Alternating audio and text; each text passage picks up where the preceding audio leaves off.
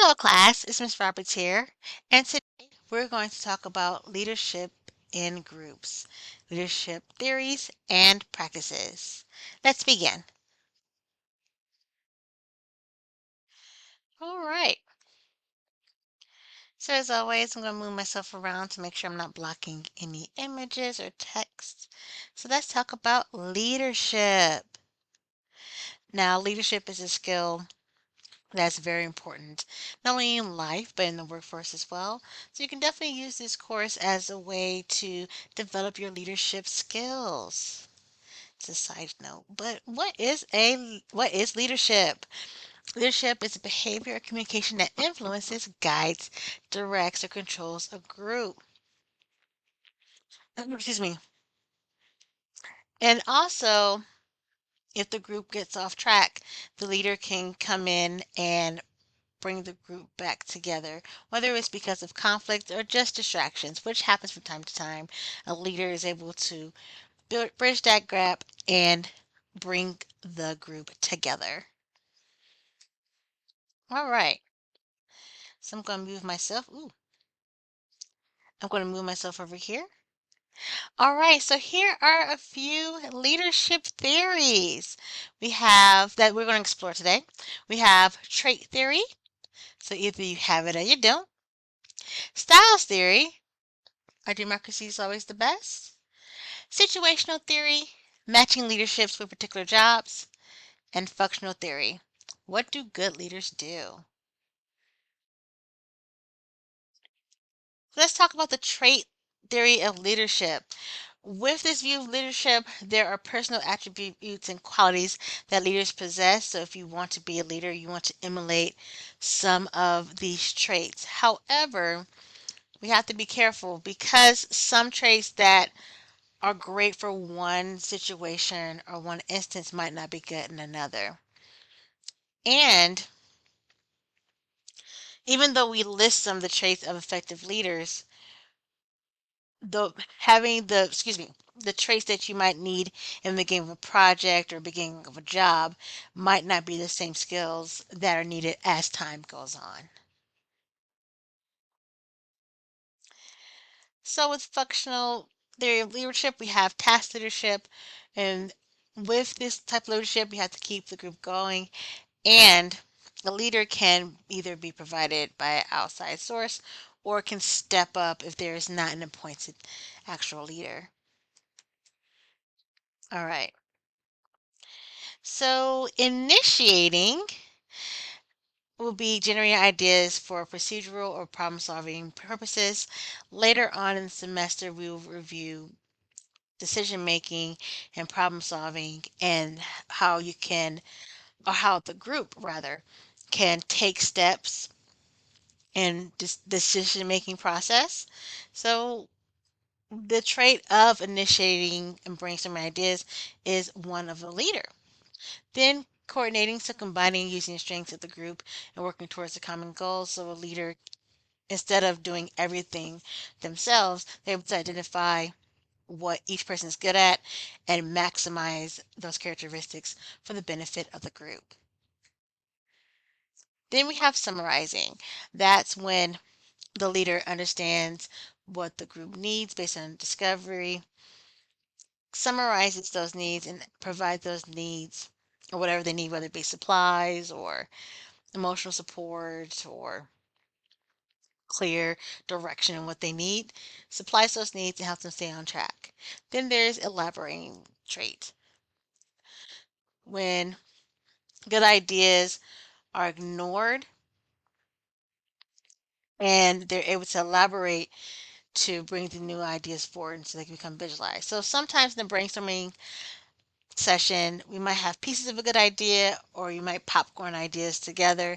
But one of the things that the leader can do is synthesize those ideas together and create a full picture for what to do next.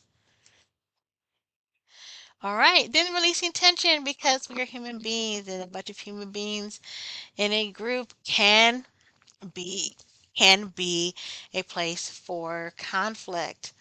So when we think about process leadership, climate enhancing behaviors, leaders can put in a good laugh, and change the group energy to go from a tense situation to a more collaborative situation.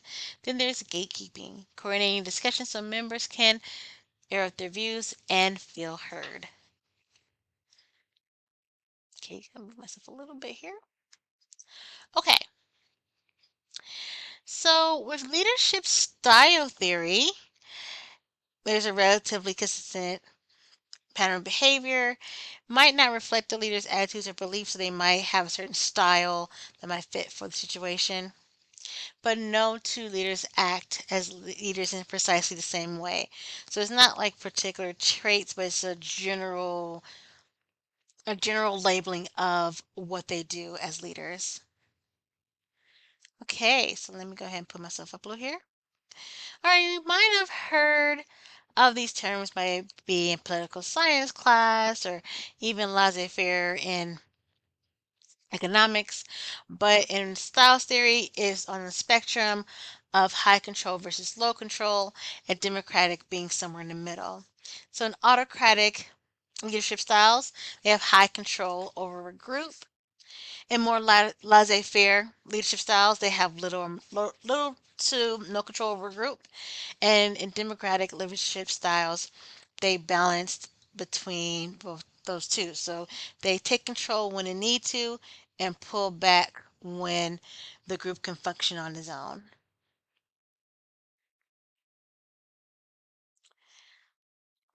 So with autocratic, it's like do this, and laissez-faire, do as you see fit, and democratic, what do you think we should do? All right, so let me move stuff over. Democratic leaders are usually the best, and the groups have more satisfaction, the group members, and better functionality because they're able to discern when to use more control and when not to, somewhere in the middle. Laissez-faire leaders may succeed in mature and highly productive groups. So sometimes when team members are very capable and very competent, they may feel that a more autocratic leaning leader is micromanaging them. Like as long as you give them the task, you can trust them to do the work. So in those cases, laissez-faire leaders might do well, and if the group needs them, then they call leadership to help. Autocratic leaders are very helpful in a crisis or chaotic situation.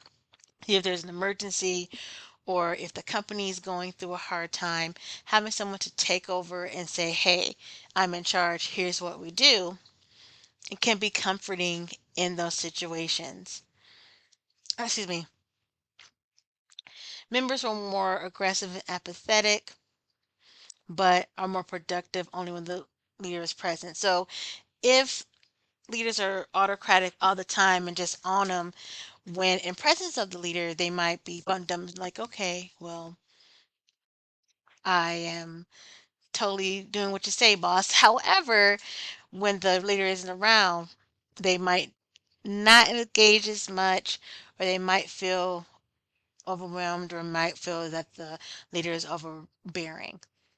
So it's always good to have like that balance of the two and the more democratic leaning style.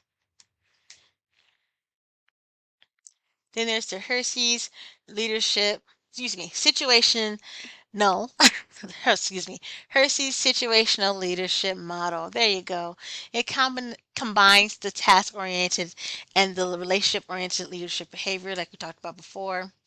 And then it helpful because it acknowledges that yes, more hands-on leaders are needed at this time, or as the team progresses, or as the team matures in their role, the less hands-on they need to be. They can be hands-off. So it just depends on how ready the team is to take on their task. So I gotta move myself over here. Scooch, scooch, scooch. So you have stages 1, 2, 3, and 4. I really like visual models. So the first part is the telling stage, low member readiness, high guidance leadership, behavior, So this is important and more accepted by the group members because the leader is saying, here's what we do, here's the plan, let's go ahead and do this. Then there's the selling stage where they're trying to get more of a buy-in and be more persuasive. Instead of saying, oh, this is what we need to do, this is how we're going to do it. Now that the team has matured and are able to do their task without as much hands-on support, the leader can say, okay, well, let's go ahead and see what you think, and then we can make decisions together. Then participating stage, moderate to high member readiness. That's when the leader steps back a little bit, and then the group members are trusted with the task a little bit more. The leader steps in when needed, but not as much as in definitely the telling stage or selling stage. And finally, there is the delegating stage where the leader says, hey, here are the tasks. They don't necessarily need to be as hands on anymore. They'll come in as needed, but it's not nearly as hands on as the step one and step two stage.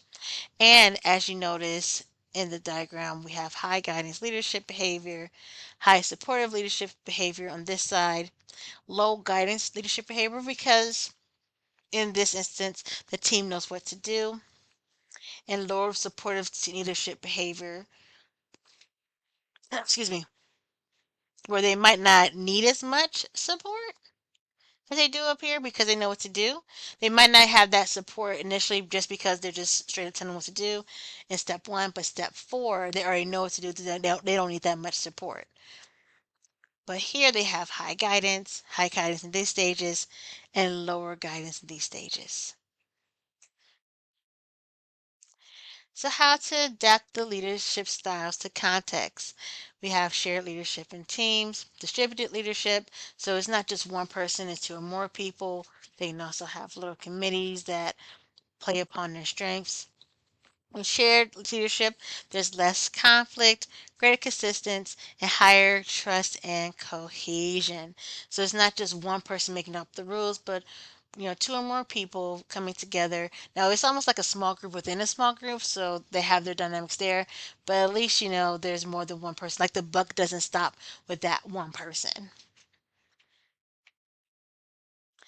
Then we have transformational leadership.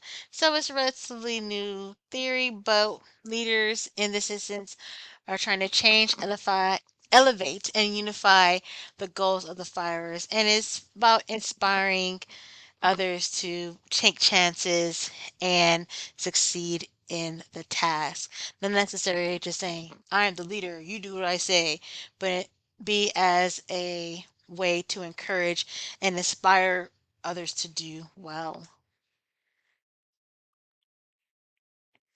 So here are some other characteristics of transformational leadership.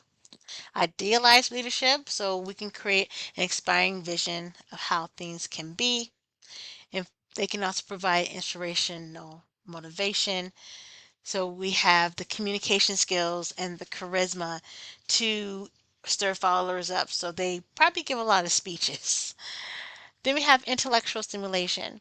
So we have engagement with followers, challenging the status quo and assumptions. So challenging the group members to push themselves to be better and to bring them to their highest potential. Then individual considerations. So ability to be supportive and nurture individual attributes, qualities, and strengths. So not just looking at the group as a unit, but seeing, hey, what can you as an individual, who are you, and how can being who you are strengthen our group and strengthen what we got to do. All right. So that is it for the leadership chapter. If you have any questions, please let me know. It's nighttime where I am, but if it's daytime where you are, have an awesome day. And if it's nighttime where you are, have a good night. Talk to you soon. Alrighty. Bye.